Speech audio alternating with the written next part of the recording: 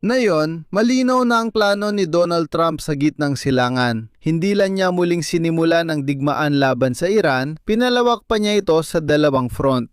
Sa nakalipas na isang araw, 4 na bagay ang ginawa ni Donald Trump na kung titingnan ng paisa-isa ay parang mga hiwalay na pangyayari lang. Pero kapag pinagsama-sama ay bumubuo ng isang malinaw na estratehiya. Opisyal yan sinabi sa Kongreso na ang Estados Unidos ay muling nakikipagdigma sa Iran, kaya may 60 araw siyang makikidigma kahit walang pag-apruba ng mga mambabatas. Inanunsyo niya ang ganap na blokadang pandagat sa Iran. Ibig sabihin, haharangin ng US Navy ang lahat ng barkong papunta o paalis ng Iran, anuman ang bandila, at pwedeng gumamit ng puwersa sa mga susuway. Nangako siyang pasasabugin ang bundok sa Iran na may bunker sa ilalim ng 600 metro ng granite na pinaniniwala ang taguan ng uranium ng Iran. At ang pinakamahalaga na halos hindi na pag-uusapan nitong mga nakaraang araw. Binigyan ni Trump ng berdeng ilaw ang Saudi Arabia na bombahin ng Yemen at ngayon ay tinatanggap niya sa Oval Office ang punong ministro ng kalapit na Iraq kung saan may mga milisya sa totoo lang na handang makipaglaban sa Iran. Hindi na lang ito digmaan laban sa Islamic Republic of Iran, kundi pagbabago ng rehiyon. Paano naman ang Yemen at Iraq? Nagiging bagong front ito, isa sa pamamagitan ng mga proxy, isa naman sa pamamagitan ng kontrata sa langis. Ipaliwanag ko kung ano ang ibig sabihin nito. Sa episode na ito, pag-uusapan natin ang plano ni Donald Trump at ang kasalukuyang sitwasyon sa gitnang silangan. Ako si Alexei Pichi Pechi. Pag-usapan natin ang paksang ito. Pero bago magsimula, mag-subscribe muna kayo sa channel. Malapit na tayong umabot sa 300,000 subscriber, kaya't salamat kung mag-subscribe ka. Sige, isa-isahin natin para hindi tayo malito. Magsisimula tayo sa isang dokumento na halos hindi napansin, pero ito talaga ang susi sa lahat. Ipinabatid ni Donald Trump sa Kongreso ng US na muling may digmaan ng bansa laban sa Iran. Narito ang sipi ng kanyang liham. Ang mga pag-atake na nagsimula noong Hulyo 7 ay aksyong militar na bahagi ng tungkulin kung protektahan ang mga Amerikano at interes ng Estados Unidos sa loob at labas ng bansa. Bakit ito kailangan? Mukha mang formalidad lang, pero hindi yon. Ayon sa batas ng Amerika, pwedeng magsagawa ng aksyong militar ang Pangulo nang walang deklarasyon ng digmaan sa Kongreso sa loob ng 60 araw.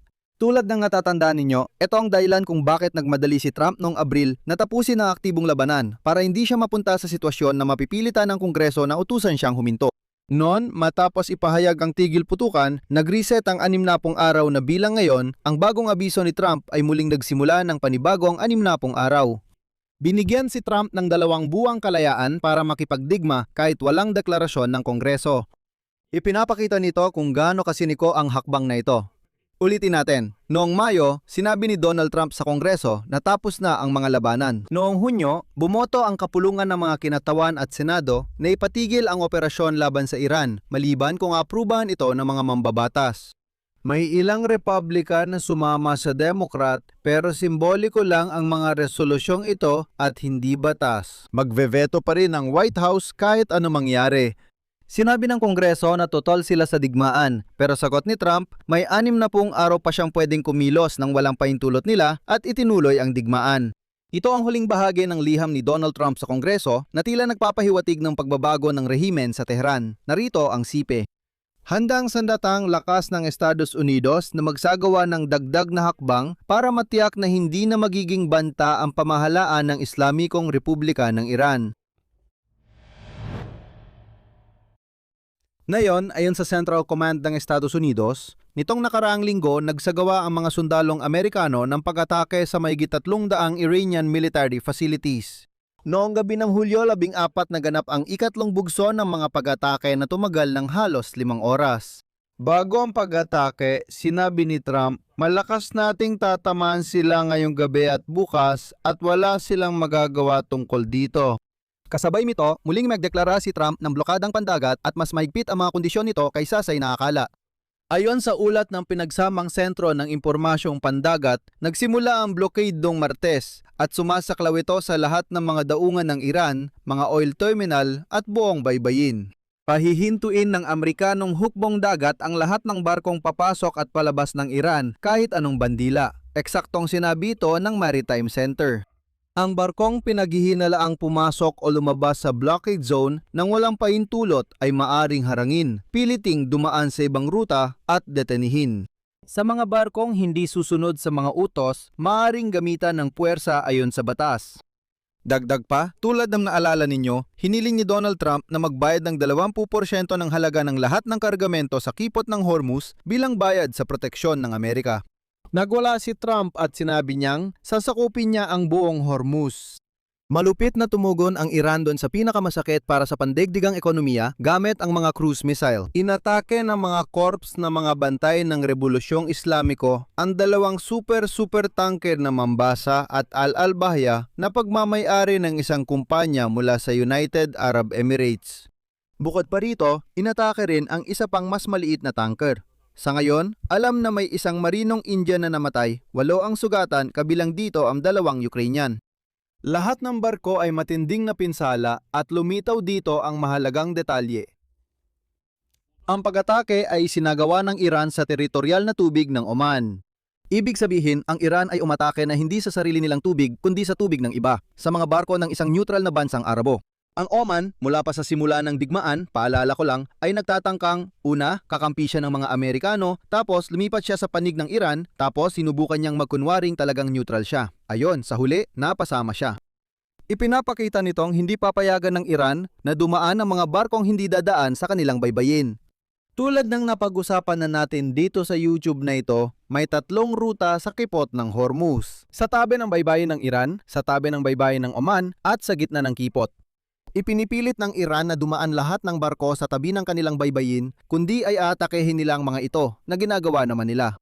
Halos nangungutya na ang paliwanag ng Islamic Revolutionary Guard Corps sa mga pag-atake ngayon. Sinabi nila na hindi raw pinansin ng mga barko ang babala, pinatay ang nabigasyon at dumaan sa rutang ayon sa mga Iranian ay minahan kahit hindi ito totoo. Ngayon, narito ang pinakamalakas na banta ni Donald Trump nang hako siyang wawasakin ang Pickaxe Mountain. Ito ang bundok ng Kerky o kung tawagin pa sa Farsi, Kuhe Kalang Gazla. Narito ang sinabi ni Trump, wawasakin namin ang bundok ng Kerky. Sabihin sa mga Iranian na maging handa sila. Binabantayan namin ito ng mabuti. Wala kaming nakikitang aktibidad doon. Tuloy pa rin ang nuclear program nila at hindi mahalaga. Kapag may nababalitaan kami, pinapasabog namin agad kaya ayaw nila itong pag-usapan. Pero malamang, tatamaan namin ang Kerky sa lalong madaling panahon. Anong klaseng pasilidad ito? Isang bundok sa Zagros Mountain Range malapit sa nawasak ng Natanz. Sa loob nito ay may 2 malalim na nakasarang tunnel complex. Nagsimula ang konstruksyon noong 2020. Sinasabi ng Iran na doon lang nila binubuo ang mga centrifuge para sa pagpayaman ng uranium. Pinaghihinala ng intelihensyang Amerikano na ito ay lihim at hindi dineklarang planta ng uranium enrichment na nagsisilbing estratehikong reserba ng kanilang nuclear program. Pinaniniwala ang doon na kaimbak ang pangunahing supply ng mataas na pinayamang uranium na ayon kay Trump matagal na raw sanang nawala o naitago. Linggo lang ang nakalipas, sabi ni Trump na dinuklearisa na ang Iran at wala ng problema. Pero lumalabas na hindi pala totoo at ito ang mahalaga. Ang pasilidad ay nakabaon ng hanggang 600 pa nga 600 metro sa ilalim ng granite. Napakahalaga nito. Nagkakaisa ang mga eksperto dito. Siyempre, ang pasilidad na ito ay maabot pa rin kahit ng pinakamalalakas na bunker buster bomb sa arsenal ng Estados Unidos ng Amerika. Diretsahang sinasabi ng mga analyst na pwedeng sirain ang ganitong pasilidad pero malamang gamit lang ay tactical na sandatang nuklear. Kahit ganon, hindi pa rin tsak ang tagumpay. 600 metrong granite pa rin yon. Ibig sabihin, nagbabanta si Trump na gagawin ng isang bagay na hindi naman kayang gawin ng kanyang hukbo sa pisikal na paraan. Maliban na lang syempre kung pinag-uusapan ang hindi maiisip na paggamit ng sandatang nuklear. Dito papasok ang tanong, bluff ba ito? Pressure lang? O tinitingnan lang nila reaksyon para sa mas malaking plano? Bukas pa rin ang tanong. Muling nagbanta si Trump na papatayin ang liderato ng Iran, si P. Oo, kaya ko silang wasakin. Alam ko kung nasaan sila. Sa madaling salita, seryoso talaga si Trump ngayon. Pero simula pa lang ito dahil ang pinakamahalagang paglala ng digmaang ito ay hindi nangyari sa Iran. Nagbigay ng pahintulot si Trump kay Mohammed bin Salman sa operasyong militar kontra Houthi sa Yemen.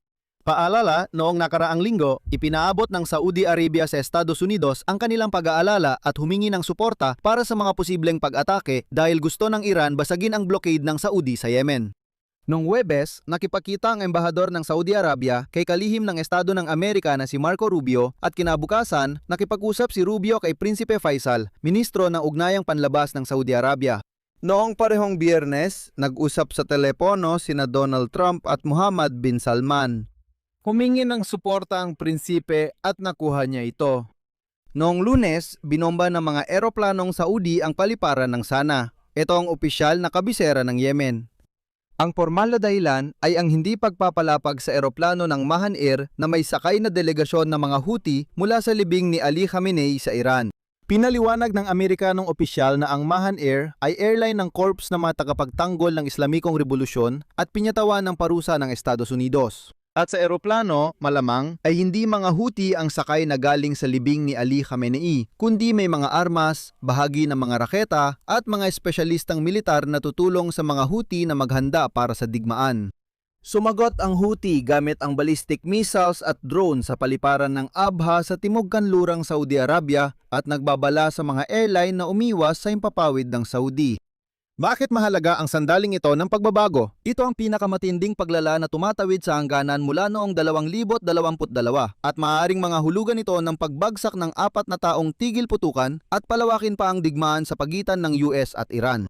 At ito ang kapansin-pansin. Ang katotohanan na si Mohammed bin Salman ay nagpaalam muna kay Donald Trump at humingi kumbaga ng pahintulot para sa pag-atake ay nangangahulugan na ang mga Saudi ay naghahanda para sa malaking digmaan at maaga nang kinukuha ang suporta ng US sa militar at diplomasya.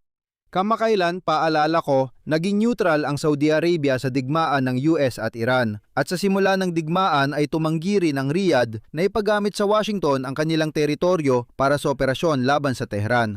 Ang totoo, kamakailan lang muling naibalik ng Saudi Arabia ang relasyon nito sa Iran noong 2023 sa tulong ng China bilang tagapamagitan. Ngunit ito ay naging isang pagkakamali at nayon sila, ang Saudi Arabia ay sa katunayan pumapanig na sa Estados Unidos ng Amerika at nagbukas ng pangalawang prente. Magiging masakit ito para sa Iran dahil posible nilang mawalan ng pinakamalakas nilang proxy force ngayon, ang mga Houthi ng Yemen.